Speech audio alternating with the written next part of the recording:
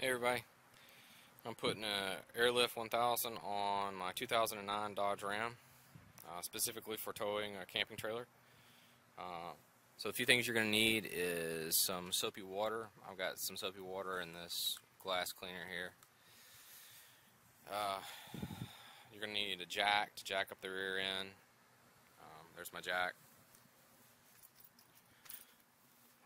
So that you can get in here. I don't know if you can see real well, but you need to be able to access the coils to get in there. You don't have to take them off.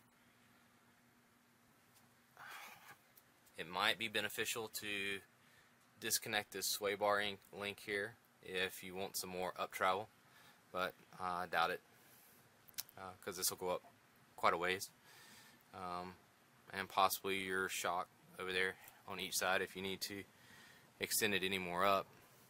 But you can tell that there's quite a bit of space between the bump stop and the axle. Usually not that way. For safety reasons, you want to block the front end of your truck. Make sure that it won't roll backwards or forwards. I'm going to keep the tires on, so if anything happens, I'll have room. Truck's in gear. Can't really worry about putting the emergency brake on, although the tires are still touching the ground, so it could be somewhat beneficial. So basically what you're going to do is we're going to take this is the Airlift bags right here. We're going to take this black nipple off and expose the barbed brass connector. We're going to basically sit on these bags or get them down good enough to where all the air's out of them. We're going to fold them up kind of like a taco and work them in. They want you to use a blunt object so that you don't puncture the bags to get them in. With the kit comes your Airlift instructions, installation kit. Got some hose. Of course, your Airlift sticker. Be sure to read that instruction manual. Well, thank you for purchasing your stuff. This is the spacer that actually goes on top so that you won't have any damage done to your bag. Comes with two of those spacers right there. And then, of course, your barbed ends, your assortment of ends and stuff. And that's all that comes in the bag. I'm starting this kind of late, so I may work on one tonight, take a little video, and then put some more in. But it's on my SLT Ram 1500. They want you to exhaust all the air out of it by basically rolling it up. Once it's rolled up, put the plastic nozzle back on it so it's easy to slip in there. They don't want it to be round like this one here. So got that done, and then I'll shove it up in there. Okay, so it's probably been about 10 minutes and I'm able to work it up in there. So basically, once it's in this position, you can see it's all twisted to hell and back.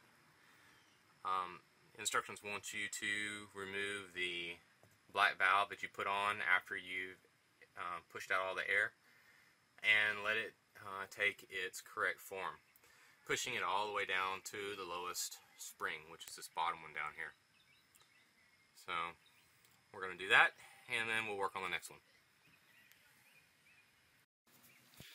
Okay, I pulled the black nozzle from the top up here.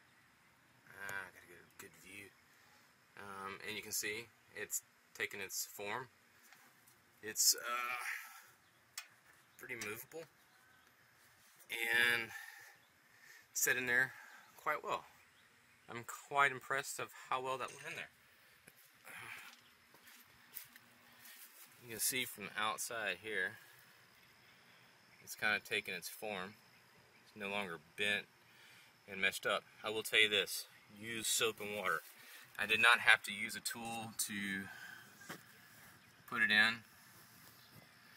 You may or or may not be able to see that. Yeah, there's that nipple right there. But was able to slip my hand in here, pop the nipple out, and that's it. On. Give yourself some room to get the airline over the nipple. You might want to put a little soap and water around the nipple at the top, so it's easy to, or that brass nipple, so it's easy to get over the burrs. Be sure to run this through the spacer that comes in the kit that goes on the top. When you run it through, get it on, and then route it around away from the exhaust as much as possible. Also be cautious of anything that could cut this line. Lines are hooked up. That's where I ran the fills, right at the base of the bumper bracket. See it over here, right there.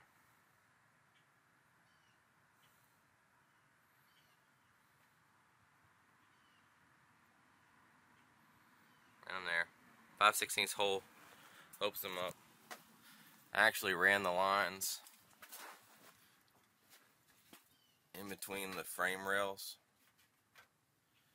Left them kind of loose so that with the axle articulation and the suspension movement, that it wouldn't pull the lines out. Didn't zip tie many, although I tried. So that's one bag aired up to 35 psi.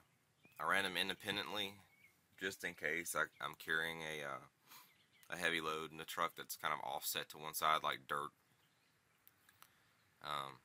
or lumber or something. Letting them set for 24 hours so that I can see if there's a leak in the system. But another reason that I ran them independently is I didn't have to be concerned about leaking at that T. Plastic gets brittle after a while and it will break. So I ran them straight, each one to the barb. So it's brass barb with this high pressure line.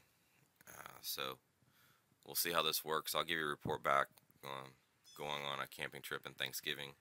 Going to be hauling a 31-foot travel trailer, bumper pull, and I'm going to have to work on my weight distribution hitch setup because I will continue to use it just for safety reasons. But for right now, it looks like a pretty good setup. I mean, for the money, you can't beat it. So we'll see how well it holds up.